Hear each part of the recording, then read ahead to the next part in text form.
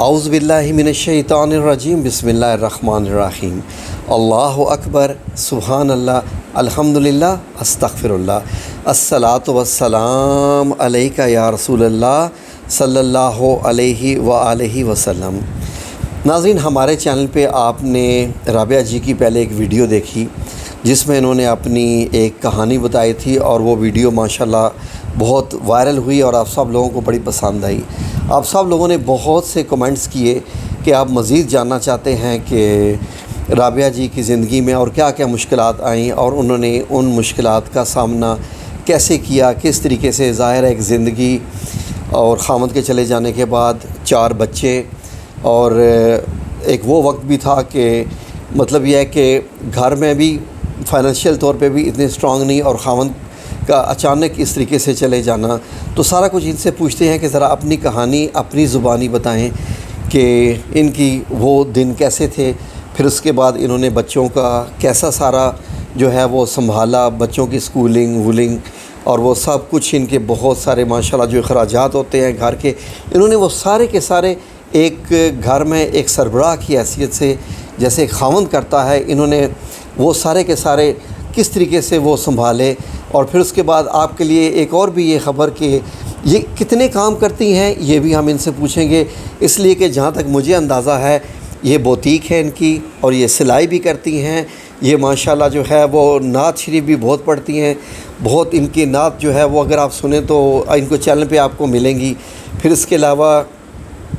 یہ رشتے کروانے کا کام بھی کرتی ہیں، انشورنس کا کام بھی یہ ماشاءاللہ کرتی ہیں، اس کے علاوہ یہ سلائی کڑھائی کچھ سکھانے کا کام بھی کرتی ہیں،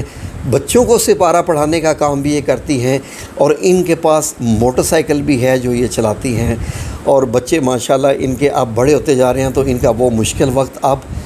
ختم ہوتا ہوا دکھائی دے رہا ہے۔ بیسیکلی تو ماشاءاللہ اللہ رب العزت کا ان پہ بیسیکلی بڑا احسان ہو گیا کہ انہوں نے وہ سارا مشکل وقت گزار دیا۔ اب اگلی کی ساری کہانی رابعہ جی خود ہی بتائیں گی۔ اور ایسے بہت سارے دیگر خواب جو ایک انسان، ایک جذبات اور احساسات رکھنے والا انسان اپنے لیے نماز ادا کرنے کے بعد انہوں نے سورہ کہف پڑھی، اس کے بعد وہ گھر سے نکلے، اور 2-3 دن پانی میں رہنے کے باوجود بھی الحمدللہ ان کو پہلے دن سے لے کر آج تک اللہ رب العزت نے روزگار کا جو ایک وسیلہ بنا دیا کہ پہلے میں اسکول میں ٹیچنگ، میں اس دن کو کبھی نہیں بھولتی جب ہم صرف ایک کمرے کے گھر میں نے اپنے بچوں کے والد کے ساتھ جو اپنا گھر بنانے کا ارادہ کر رکھا تھا، دنیا میں یہ عارضی ٹھکانہ ہم کسی بھی کرائے کے گھر میں رہ کر بھی اپنے خواب پورے کر سکتے ہیں۔ اس لیے جیسے آپ اپنے شوہر کے ہوتے ہوئے کام کاج کر رہی تھیں، آپ ایسے ہی اپنا کام کاج جاری سکھا گئے ہیں۔ ہمیں چاہیے کہ وہ اچھی باتیں ہم اپنے بچوں میں، اپنی آنے والی نسلوں تک بھی پہنچائیں۔ میں گئی ہوں بلال ٹاؤن، تو میں 2-3 بار اس طرح ہوا کہ انتہائی، کیونکہ خالی پیٹ چلنا بھی مشکل ہوتا ہے، لیکن خیر اللہ رب العزت ہمت دینے والا ہے، تو بلال ٹاؤن تک بھی گئی۔ اس کے بعد پھر 1-2 دفعہ مجھے بس